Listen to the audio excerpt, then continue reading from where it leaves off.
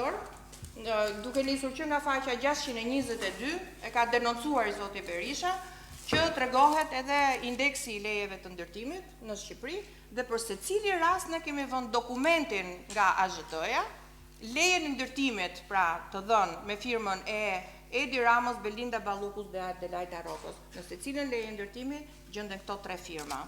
Kjo është enciklopedia e krimit elektoral. Dhe jo vetëm. Po, enciklopedia e krimit shtetëror. E vërteta. Zgjedhjet janë vetëm viktima. Po, zgjedhjet e shumë bukur. Është enciklopedia e krimit shtetëror, ose e narkoshtetit shqiptar, shtetit kriminal. Është një kryevepër në këtë lloj.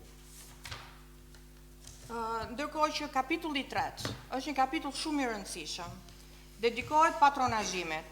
Mund të duket pak teknike, por janë me qindra faqe të cilat shpjegojnë, jemi munduar ta shpjegojmë në mënyrë të detajuar mënyrën se si ka operuar patronazhimi, dhe këtu dua të theksoj rolin e Akshit.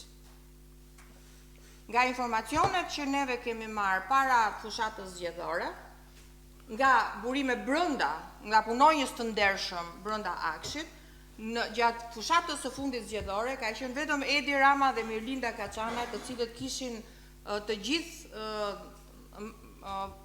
aksesin në të gjithë sistemin e patronazhimit. Vetëm ata të dy e kishin për gjithë Shqipërinë. Aksesi pasaj të gjitha të dhënat personale të çdo votuesi i jepej drejtuesve të qarqeve. Këtu kemi vendosur në këtë libër, kemi vendosur dhe në mënyrë të detajuar sistemin monstruos të patronazhimit të Belinda Ballukut, pra në qarkun Fier. Kemi treguar se si patronazhohej çdo votues në Fier. Keni emrat, mbi emrat, keni rolin që ka çdo patronazhues në punës i administratës civile, i keni të ndarë si pas institucioneve, dhe po ashtu dhe në diaspor. Po në qofse do i referoheni, janë me faqe të tëra, janë tabela, do shifni emrat, po kemi vendosur edhe komentet që vjeshin për çdo votues.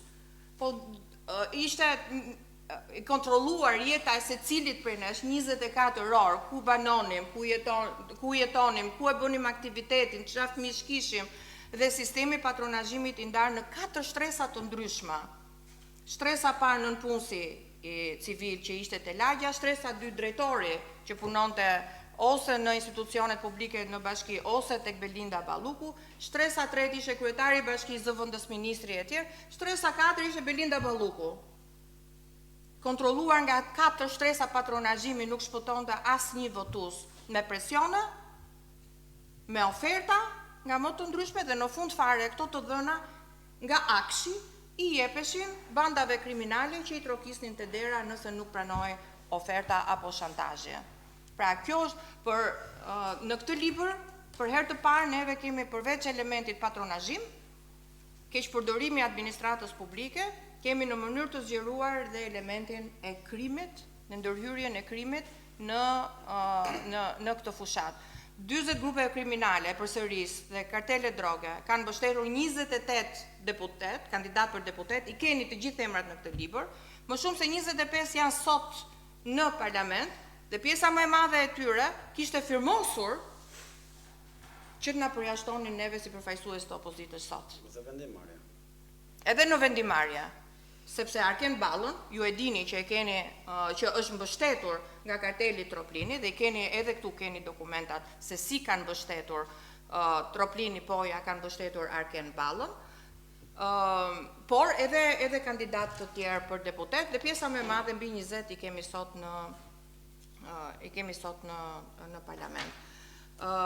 Tani unë do ju dëshmoj vetëm diçka nga patronazhimi, nga mënyra se si nga patronazhimi në Fier. Këto janë disa prej denoncimeve që i ka bërë kryetari i grupit parlamentar, që ka qenë edhe drejtues politik i Partisë Demokratike në Fier, dhe janë me 10 raste, me qindra raste, nëse s'gaboj janë 361 raste nga Fieri,